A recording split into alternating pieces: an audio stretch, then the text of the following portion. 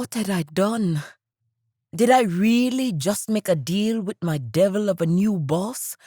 Sex in exchange for my eventual freedom? These questions plague me all the way back to the guest house where that ruthless tycoon Holt Calson had installed my son and me after forcing me to take a job as his son's nanny. My phone is vibrating on the cottage kitchen table when I walk back in through the side door. I pick it up quick, afraid it might wake Wes and Baron in the other room. But when I see the number at the top of the screen, my heart freezes.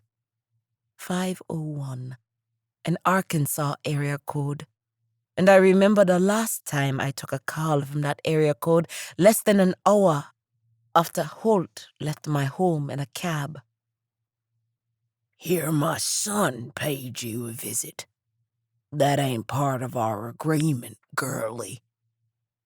Yes, but I can still remember telling Jack Calson with certainty that I would not see his son again, ever.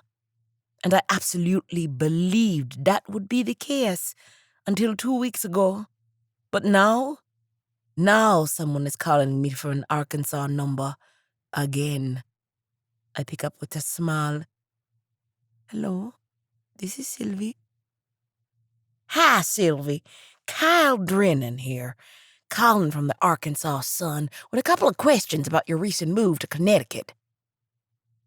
A friendly male voice with a strong southern accent answers.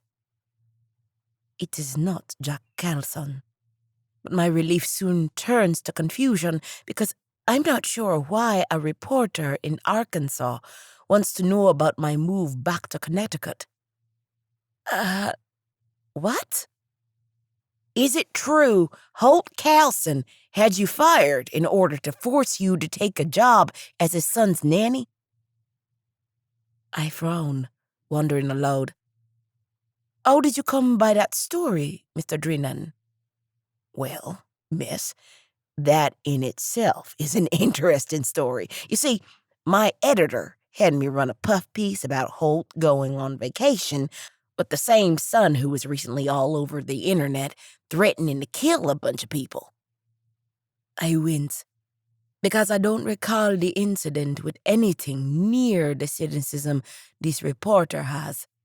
Wes had been off routine with jet lag on top, and while I do not condone his epic meltdown, I do understand why it happened and how it might have been prevented with a little more consideration from his overwhelmed nanny.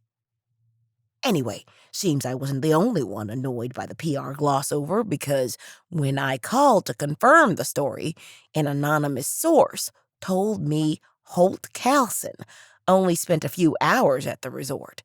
Then he got one of the hotel's top employees fired from her job so he could hire her on as a nanny for his son. That's you, right?